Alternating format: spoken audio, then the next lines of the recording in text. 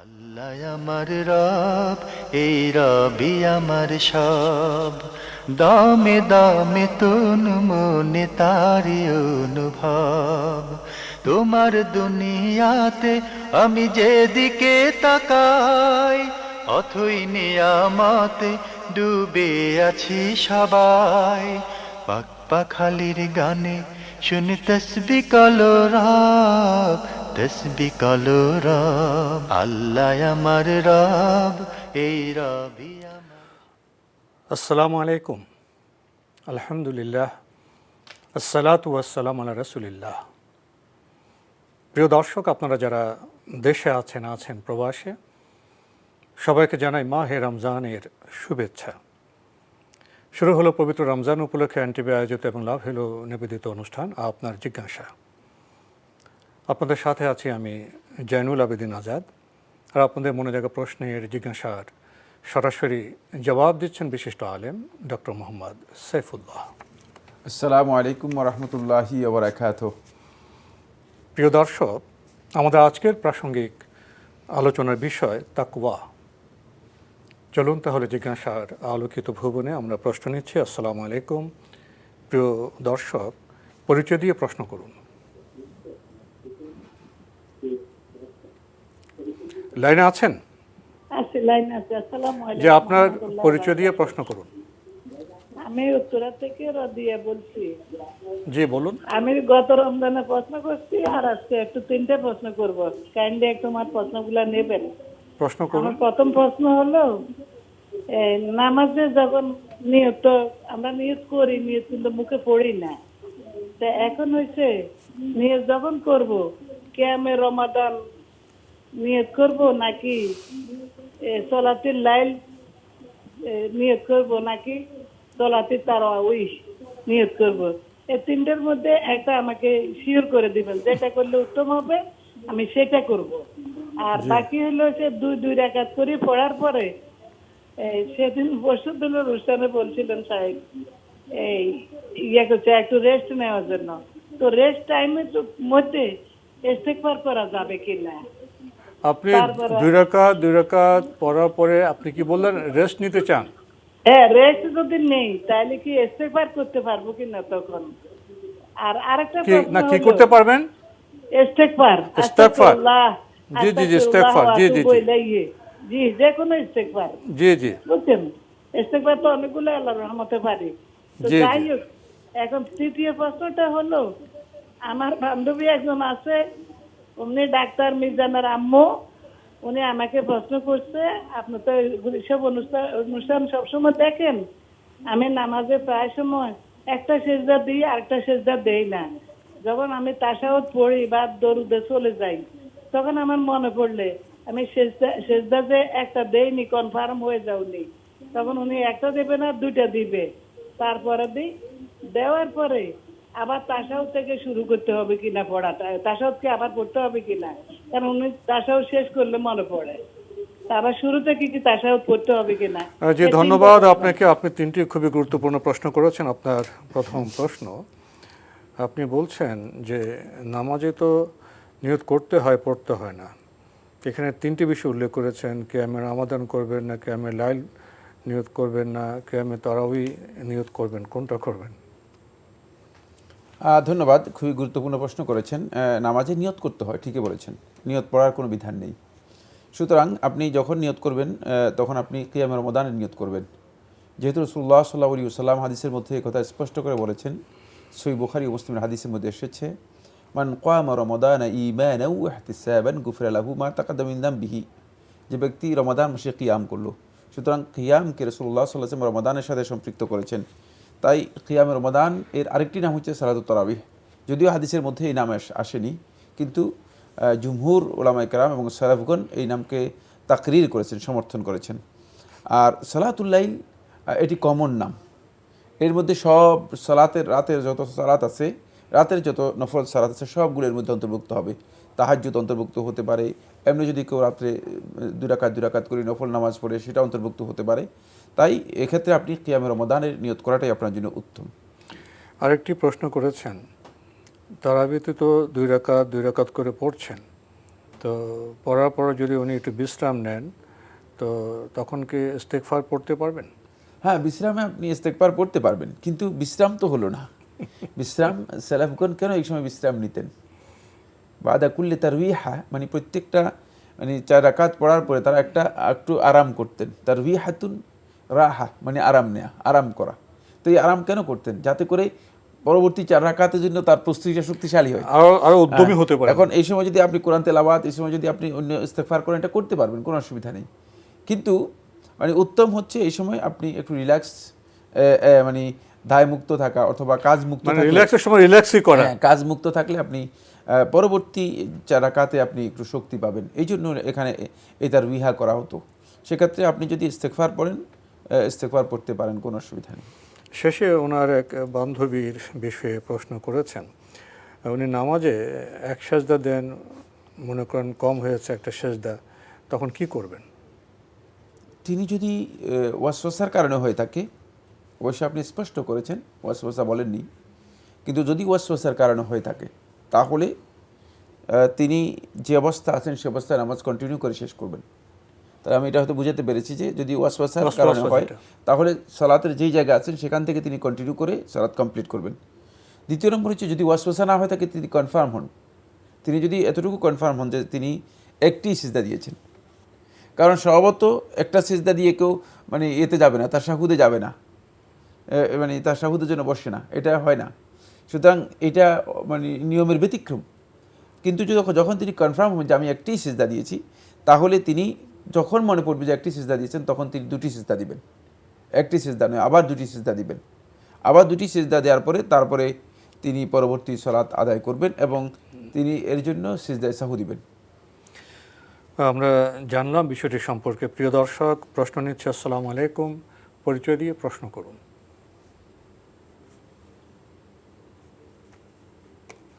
লাইনে আছেন? জি, আসসালামু আলাইকুম। ওয়ালাইকুম আসসালাম, আপনার পরিচয় দিয়ে প্রশ্ন করুন। আমি মির্জা আমিনুল ইসলাম বেগ বলছি, বড় মগবাজার থেকে। জি বলুন। আমার 2টি প্রশ্ন আছে। জি। প্রথম প্রশ্নটি হলো যে সূরা ফাতিহা পড়া ছাড়া মানে ইমামের পিছনে নামাজ হয় না। এখন এশার ওয়াক্তের কথাই বলছি, ইমামের পিছনে যখন এশার নামাজে ইমাম সাহেব যখন সূরা ফাতিহা পড়েন, তখন কি আমি মনে মনে সূরা ফাতিহা পড়বো নাকি চুপচাপ থাকবো? আর শেষে 2 রাকাত তো আমাকে পড়তেই হবে। এই একটি প্রশ্ন। জি। আর দ্বিতীয় প্রশ্ন হচ্ছে, নফল নামাজে, বিশেষ করে তাহাজ্জুদ নামাজে আমি কি সেজদায় কিছু চাইতে পারবো? যেমন ধরেন আমি বিপদে পড়েছি, অথবা আমার ঋণ আছে, ঋণ পরিশোধ চেয়ে আল্লাহর কাছে, গুনাহ মাফ চেয়ে, এগুলি আমি এই তাহাজ্জুদ নামাজের সেজদায় আমি বলতে পারবো কিনা? এই দুটোই আমার প্রশ্ন। জি, ধন্যবাদ আপনাকে। আপনি ধন্যবাদ। খুবই সুন্দর প্রশ্ন করেছেন। আপনার প্রথম প্রশ্ন, আপনি জেনেছেন সূরা ফাতিহা ছাড়া নামাজ হয় না। তো এশার নামাজে যখন ইমামের পেছনে আপনি নামাজ পড়ছেন, আপনি প্রশ্ন করেছেন তখন কি মনে মনে সূরা ফাতিহা পড়বেন? ইমামের পেছনে সূরা ফাতিহা পড়তেই হবে, এটাই বিশুদ্ধ মত। যদিও আমরা আগেও বলেছি, এখনও বলছি, এই মাসআলায় আলেমদের দ্বিমত আছে, অনেক দীর্ঘ মতবৈচিত্র্য আছে, মত পার্থক্য রয়েছে। বাকি 2 নম্বর বিষয় হচ্ছে, আপনি ইমামের পেছনে ইশার সলাত অথবা যে সলাতগুলোতে জাহরি কেরাত পড়া হয়ে থাকে, এই সলাতগুলোতে যদি আপনি ইমামের পেছনে সূরা ফাতিহা পড়েন, প্রথমে ইমাম সূরা ফাতিহা যখন পড়বে শুনবেন, ইমামের সাথে শেষ করার পরে তারপরে আপনি সূরা ফাতিহা পড়বেন, এটি হচ্ছে উত্তম।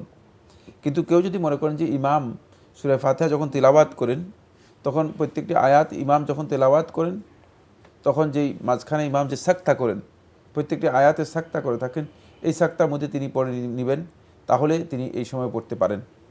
মনে মনে পড়ার ব্যাপারেও আলেমদের মধ্যে কেউ কেউ বক্তব্য দিয়েছেন, কিন্তু বিশুদ্ধ বক্তব্য হচ্ছে ইমাম কেরাত সূরা ফাতিহা যখন শেষ করবে, তখনই তিনি সূরা ফাতিহা পড়বেন, আওয়াজ না করে মনে মনে পড়বেন। উনি আরেকটি প্রশ্ন করেছেন, নামাজের সেজদায়, বিশেষ করে উনি তাহাজ্জুদ নামাজের কথা উল্লেখ করেছেন, সেজদায় তার সমস্যা সংকট নিয়ে আল্লাহর কাছে কি কিছু চাইতে পারবেন? তাহাজ্জুদের সালাতে আল্লাহ রাব্বুল আলামিনের কাছে সিজদায় চাইতে পারবেন কিনা? তাহাজ্জুদের সালাতে তো পারবেন না কেন? ফরজ সালাতেও পারবেন। কেন আল্লাহ রাব্বুল আলামিনের কাছে চাইতে আপনার এত লজ্জা? আপনি ভুল মাসআলা আপনাকে দিয়েছে।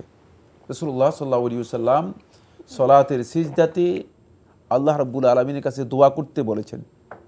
সুতরাং আল্লাহ রাব্বুল আলামিনের কাছে কিছু চাওয়া যদি কোনো ব্যক্তির প্রয়োজন হয় তিনি সিজদাতেই চাইবেন, যেহেতু দোয়া কবুলের অত্যন্ত শ্রেষ্ঠ জায়গা, গুরুত্বপূর্ণ অবস্থা এবং স্থান, সময়। দোয়া কবুলের তিনটাই খুবই গুরুত্বপূর্ণ, বুঝতে হবে। এরপরে আল্লাহ রাসূল সাল্লাল্লাহু আলাইহি ওয়াসাল্লাম বলেছেন যে ফাকামিনুন আইয়ুস্তাজাবা লাহ, তখন সে দোয়া কবুলের একেবারে কাছে পৌঁছে যায়। আর আরেকটি আল্লাহ রাসূল সাল্লাল্লাহু আলাইহি ওয়াসাল্লাম বলেছেন আকরাবু মা ইয়াকুনুল আবদু মির রাব্বিহি ফি সুজুদি, বান্দা যখন সিজদায় যায় তখন আল্লাহ রাব্বুল আলামিন একেবারে কাছে চলে যায়। তো আল্লাহ রাব্বুল আলামিনের কাছে গেলেন, কিন্তু আল্লাহ রাব্বুল আলামিনকে বললেন না, আল্লাহ তার কাছে চাইলেন তো এই যাওয়াটা তো সফল হলো না। এটা আপনার কিভাবে হতে পারে, আর কিভাবে এই মাসালাও দিতে পারে যে সলাতের মধ্যে আমরা আল্লাহ রাব্বুল আলামিনের কাছে চাইতে পারবো না? এগুলো একেবারেই ভিত্তিহীন মাসআলা। সলাতের মধ্যে রাসূলুল্লাহ সাল্লাল্লাহু আলাইহি ওয়াসাল্লাম অধিক পরিমাণে দোয়া করতে বলেছেন, আর সিজদার মধ্যে সেটাকে রাসূলুল্লাহ সাল্লাল্লাহু আলাইহি ওয়াসাল্লাম খাস করে দিয়েছেন। সুতরাং সিজদায় ফরজ সালাতেও দোয়া করতে পারবেন, তাহাজ্জুদ নফল সালাতে নয়। আমি আমার জানা ভাষায়, মাতৃভাষায় তো করতে পারবো।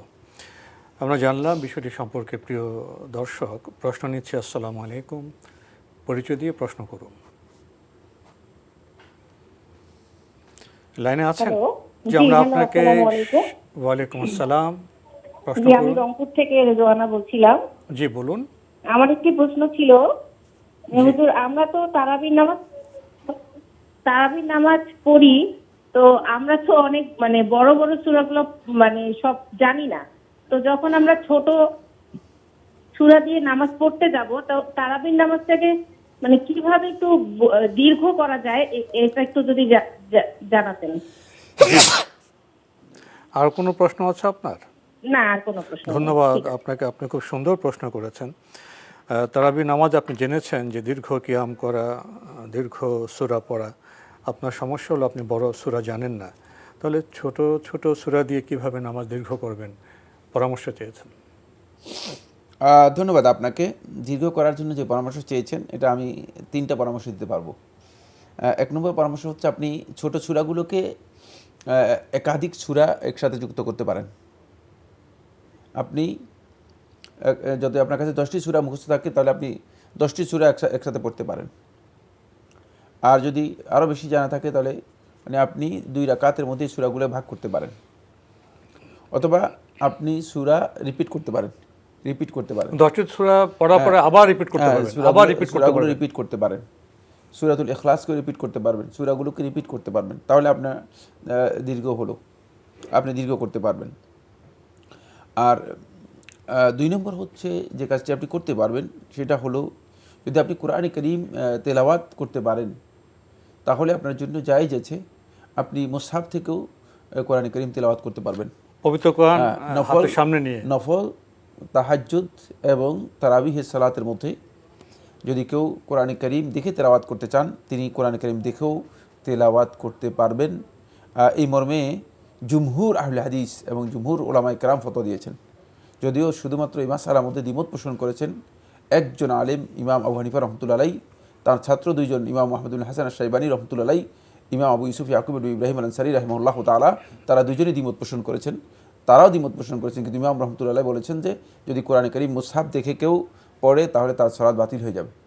বাকি এই বক্তব্য যেহেতু দলিল এর জন্য সুস্পষ্ট দলিল পাওয়া যায়নি, এই জন্য সম্মানিত ইমাম এর বক্তব্যকে সম্মান করে আমরা বলছি, সেটা হলো এই, যেহেতু সেলেফদের আমল দ্বারা প্রমাণিত হয়েছে, এক্ষেত্রে নফল সালাতের মধ্যে কেউ যদি দীর্ঘ কেরাত করতে চান, তিনি দেখেও পড়তে পারবেন। তবে এটা ইমাম আহমদ বিন হাম্বল রহমতুল্লাহকে যখন প্রশ্ন করা হয়েছে, তো ইমাম রহমতুল্লাহ বলেছেন ইল্লা ইজা তুররা ইলাইহি, এটা তখনই করতে পারবে যখন তার আর কোনো উপায় নেই, তিনি কোরআন মুখস্থ জানেন না, নিরুপায় হয়ে গেলে। জি, তাকওয়া, আমরা এই শব্দটির সাথে পরিচিত, বহুল শ্রুত একটি শব্দ, কিন্তু এর তাৎপর্য আমরা কতটা উপলব্ধি করি এবং তাকওয়ার পথে আমরা কিভাবে যেতে পারি, এ বিষয়ে কিছু বলবেন?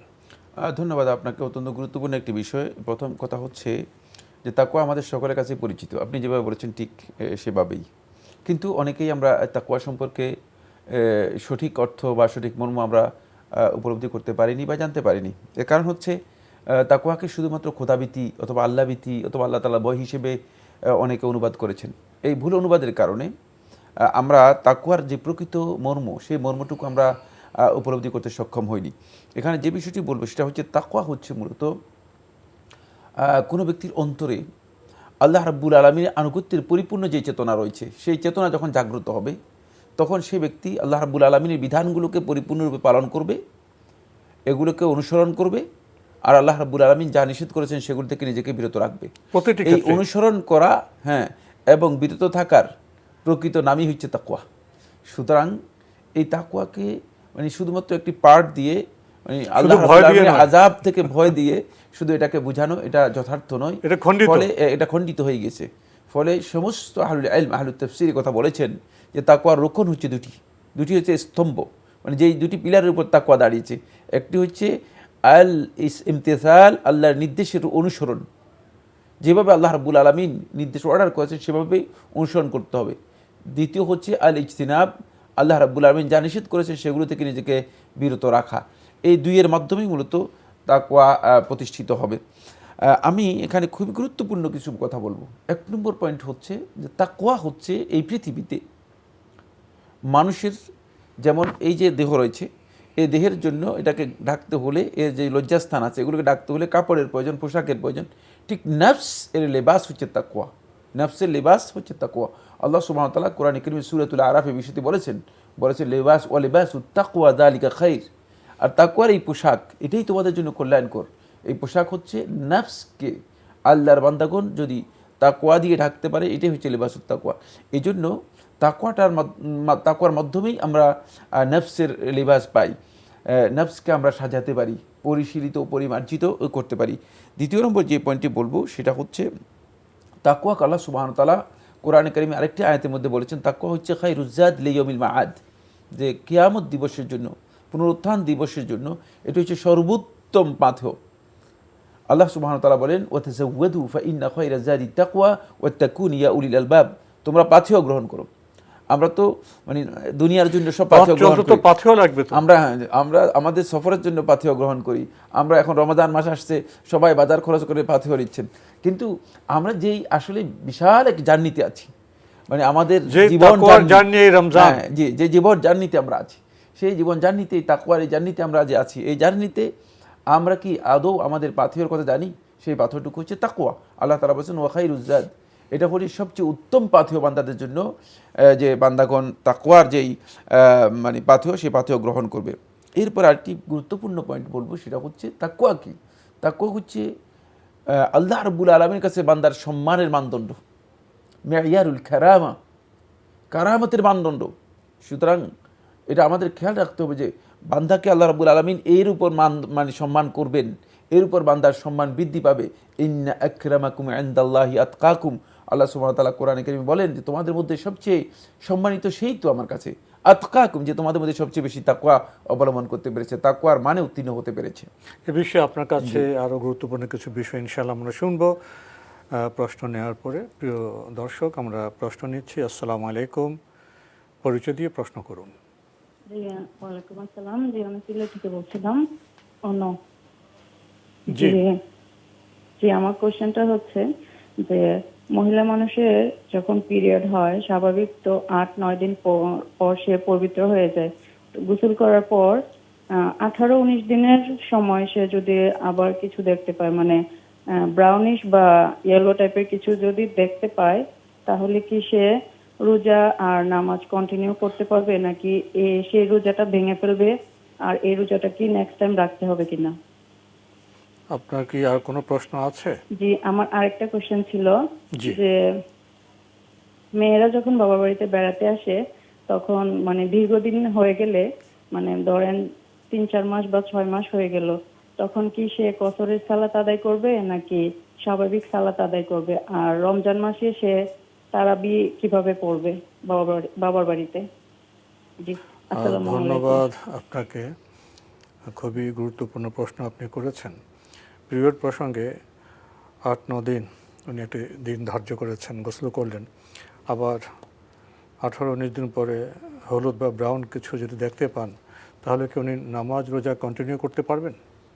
ধন্যবাদ। আপনি যে প্রশ্নটি করেছেন অত্যন্ত গুরুত্বপূর্ণ। এক্ষেত্রে যদি আল মুতামাইয়িজা হয়, আল মুতামাইয়িজা বলা হয় তাকে ওই নারী যে নারী তার পিরিয়ড সম্পর্কে মানে জানেন সুনির্দিষ্ট সময় এবং সুনির্দিষ্ট সময় আসে, মানে এটি মানে এখানে কোনো ধরনের ইয়ে নেই, অস্থিরতা নেই, মানে চেঞ্জ নেই, কোনো পরিবর্তন আসে না। ওই নির্দিষ্ট সময় পিরিয়ড শেষ হয়ে যাওয়ার পরে যদি তিনি এই ধরনের ব্রাউন অথবা এই ধরনের ইয়েলো কোনো মানে ব্লাড দেখেন, তাহলে তিনি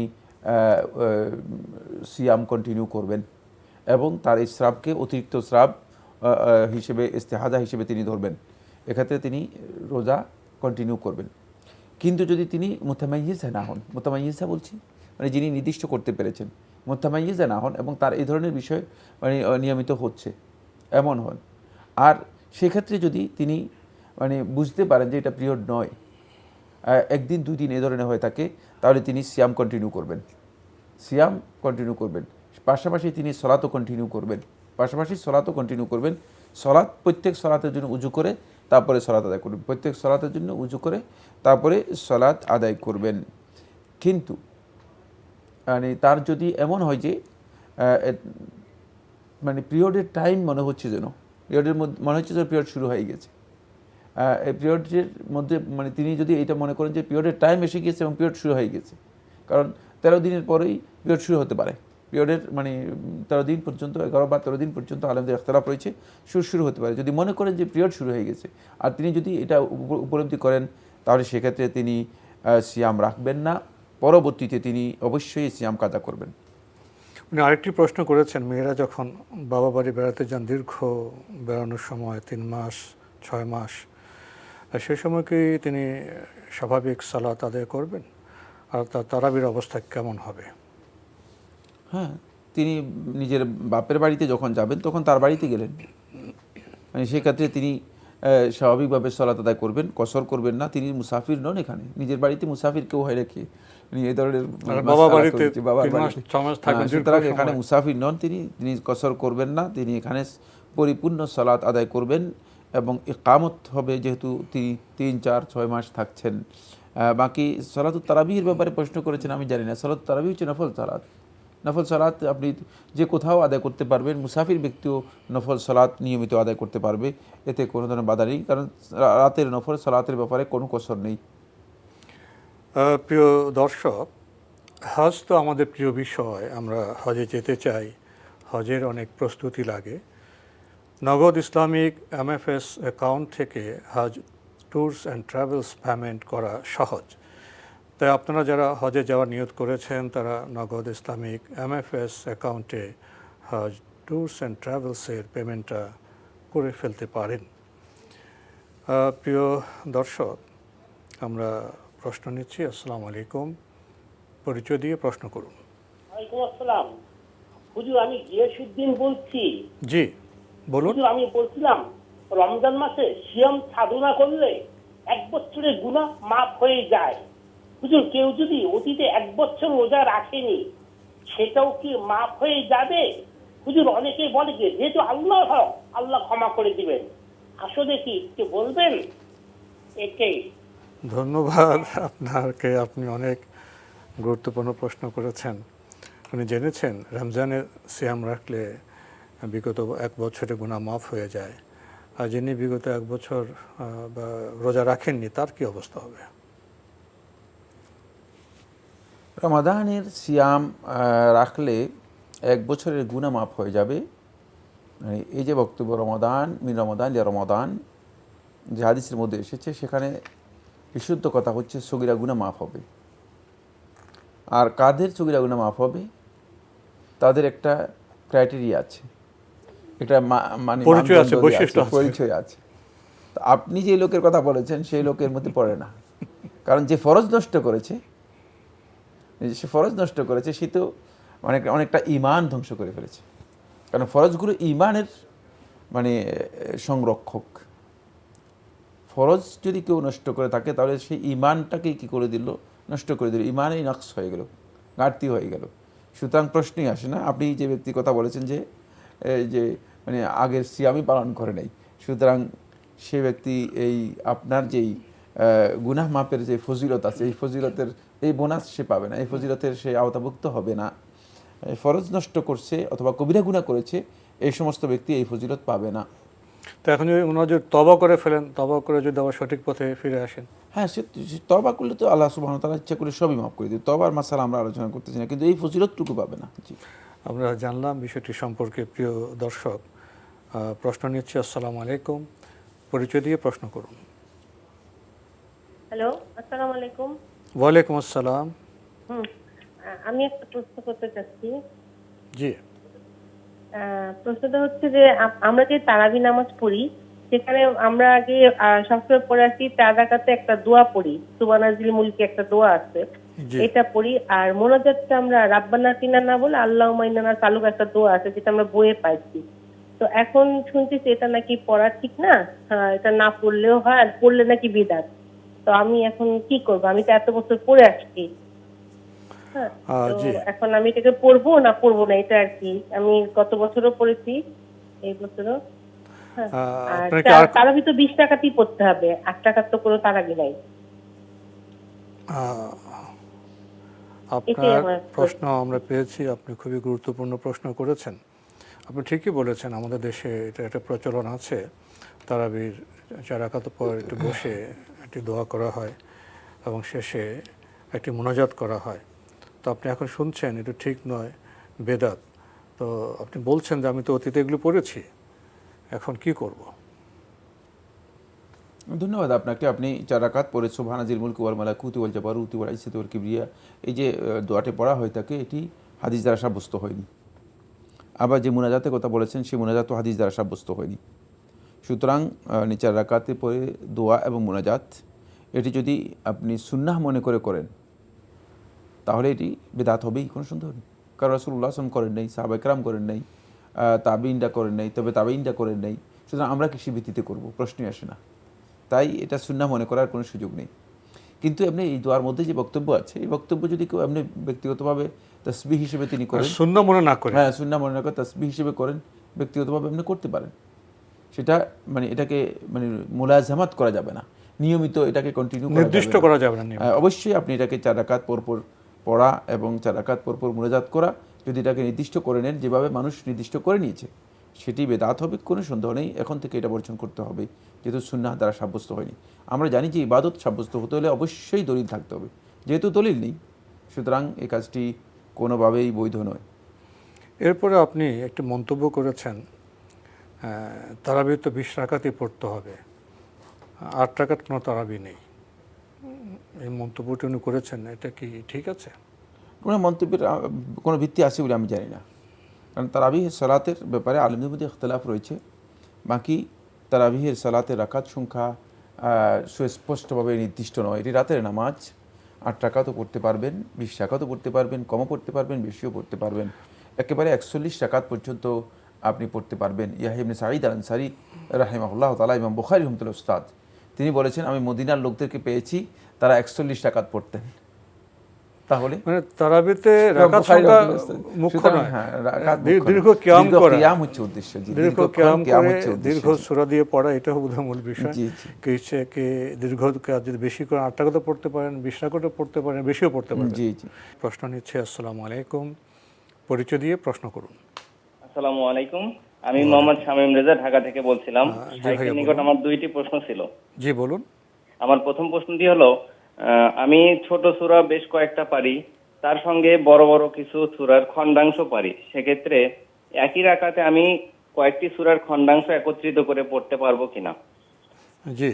আমার দ্বিতীয় প্রশ্নটি হলো, আমি একজন জেনারেল শিক্ষিত এবং বড় হওয়ার পর আমি যতটুকু পড়াশোনা করি এবং ওলামায়ে মাদানীদের বক্তব্য যতটুকু শুনি, সেক্ষেত্রে আমি আমার পরিবার এবং আমার পাড়ার সমাজের সঙ্গে মিলিয়ে দেখি তারা অনেক সুন্নাহ পরিপন্থী কাজ করে, এবং আমি আমার পরিবার এবং আমার পাড়ার লোকজনের কাছে অনেক অনুগত।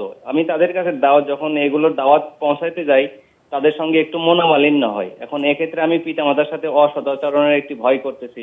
আমি কিভাবে তাদেরকে দাওয়াত পৌঁছাবো, এ বিষয়ে একটু নসিহত করবেন। আসসালামু আলাইকুম। ওয়ালাইকুম আসসালাম, ধন্যবাদ আপনাকে। আপনি কিছু ছোট সূরা জানেন, কিছু বড় সূরা জানেন, এগুলি মিলিয়ে যদি আপনি নামাজ পড়েন, এতে কোনো সমস্যা আছে? হ্যাঁ, ছোট সূরার সাথে আপনি যদি বড় সূরা মিলিয়ে পড়েন, বড় কোনো আয়াতাংশ মিলিয়ে পড়েন, সেটা আপনার জন্য জায়েজ আছে। সেক্ষেত্রে আপনি বড় আয়াতাংশ মিলিয়ে পড়তে পারেন। আবার আমরা অল্প আগে বলেছি এই ক্ষেত্রে ওই আয়াতাংশ আপনি রিপিটও করতে পারেন যদি আপনি তেলাওয়াত বৃদ্ধি করতে চান। রাসূলুল্লাহ সাল্লাল্লাহু আলাইহি ওয়াসাল্লাম সাহাবীদের মধ্যে কেউ কেউ একটি আয়াতকে সারা রাত রিপিট করেছেন। রাসূলুল্লাহ সাল্লাল্লাহু আলাইহি ওয়াসাল্লাম নিজেই একটি আয়াতকে আল্লাহ নবী সাল্লাল্লাহু আলাইহি ওয়াসাল্লাম একেবারে ফজর পর্যন্ত রিপিট করেছেন। সুতরাং শেখুল ইসলাম ইবনুল কাইয়্যিম রাহিমাহুল্লাহ তাআলা বলেন, আত-তাআফফুরু বিল কুরআন, কোরআনের মাধ্যমে নিজের অন্তরকে প্রভাবিত করার জন্য যখন কোনো একটি আয়াত দেখবেন যে এই আয়াতটি আপনার মর্মস্পর্শী হয়ে গিয়েছে, আপনার অন্তরকে মানে পরিপূর্ণরূপে আয়াত স্পর্শ করছে, তখন আপনি চেষ্টা করবেন যে আয়াতকে রিপিট করার জন্য, বারবার রিপিট করার জন্য।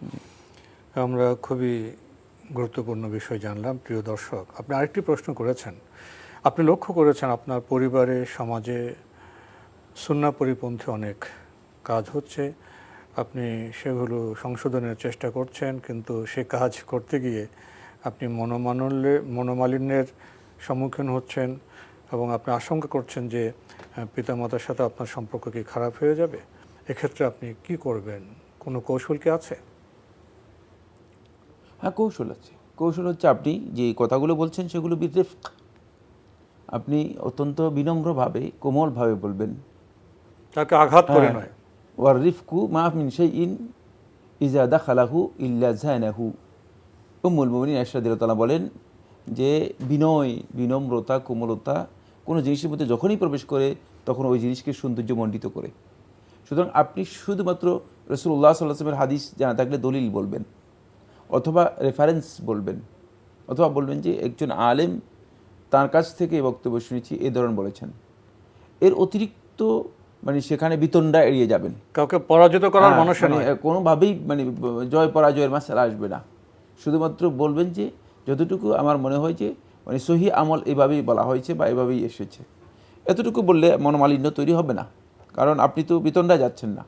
যখন আপনি বিতণ্ডা যাবেন অথবা বিজয়ী হতে চাইবেন, আপনি চাপ সৃষ্টি করবেন আপনার বক্তব্য মেনে নেওয়ার জন্য, তখনই সেখানে গিয়ে প্রতিবন্ধকতা তৈরি হবে। বাকি কেউ যদি আপনার বক্তব্য গ্রহণ করেন ভালো, আর কেউ যদি গ্রহণ না করেন, এর আগে নবী এবং রাসূলদের বক্তব্য গ্রহণ করে নেই, সুতরাং আপনার বক্তব্য গ্রহণ না করলে কোনো অসুবিধা নেই আপনার। আপনি এর জন্য আল্লাহ রাব্বুল আলামিনের কাছে আপনার পাওনাটুকু পেয়ে যাবেন। আল্লাহ রাব্বুল আলামিন আপনার জন্য যা বরাদ্দ রেখেছেন সেটা দিয়েই দিবেন। সুতরাং দাওয়াত আপনার, এটাই হচ্ছে দাওয়াতের মূল কাজ। ওয়ামা আলা রাসূল ইল্লাল বালাগুল মুবিন, রাসূলের দায়িত্ব হচ্ছে পৌঁছে দেওয়া শুধু। প্রিয় দর্শক, আমরা জানলাম আমাদের দাওয়াত হবে বিনম্র, আমাদের দাওয়াতের ভাষা হবে সৌন্দর্যমণ্ডিত। তাহলে আশা করা যায় আমরা বিতণ্ডা, মনোমালিন্য এড়িয়ে যেতে পারবো। দাওয়াত দিতে গিয়ে আমাদের বিজয়ী হতে হবে, জোর করতে হবে। এই ভুল মানহাজ বা তরিকা যেন আমরা গ্রহণ না করি। প্রিয় দর্শক, প্রশ্ন নিচ্ছি। আসসালামু আলাইকুম, পরিচয় দিয়ে প্রশ্ন করুন। জি, আসসালামু আলাইকুম। ওয়ালাইকুম আসসালাম। আমি কুমিল্লা থেকে পারভেজ। ভাইয়া বলুন। ইফতারের সময়ের ব্যাপারে আমার একটু জানার বিষয়, যেমন টিভিতে এবং ক্যালেন্ডারে একটা সময় দেওয়া থাকে, কিন্তু বিভিন্ন অ্যাপসে ওই যে সতর্কমূলক সময়টা বাদ দিয়া 2 মিনিট আগে থাকে বা 3 মিনিট আগে থাকে সূর্যাস্ত শুরু। এখন আমরা ইফতারটা কি শুরুতে করব না ওই সতর্ক টাইমটা অনুসরণ করব? আর কোনো প্রশ্ন আছে আপনার? জি না। ধন্যবাদ আপনাকে। আপনি একটি সমস্যার কথা উল্লেখ করেছেন ইফতারের সময় নিয়ে। ক্যালেন্ডারে একরকম, টিভিতে একরকম, আবার সতর্কতামূলক সময় যুক্ত করা হয়। কি করবেন উনি? না, বিধান তো একটাই। বিধান হচ্ছে সূর্যাস্তের সাথে সাথে ইফতার করবেন। সূর্যাস্ত যখন হয় তখনই ইফতার। সুতরাং আপনি এক্ষেত্রে ক্যালেন্ডারে কী লিখেছে, কে কী লিখেছে, এগুলোর দিকে আপনার তাকানোর প্রয়োজন নেই। সূর্যাস্ত যদি প্রমাণিত হয়, আপনার কাছে এমন কোনো এভিডেন্স থাকে যার মাধ্যমে আপনি মনে করছেন সূর্যাস্ত হয়ে গিয়েছে, তাহলে আপনি ইফতার করতে পারবেন। সেক্ষেত্রে অবশ্যই আপনাকে নিশ্চিত হতে হবে সূর্যাস্ত হয়েছে কিনা। নিশ্চিত হওয়ার জন্যই তো সতর্কতা, ঠিক না? সতর্কতার মাসালা কেন আসে? সতর্কতার মাসালা আসছে যে নিশ্চিত হওয়ার জন্য।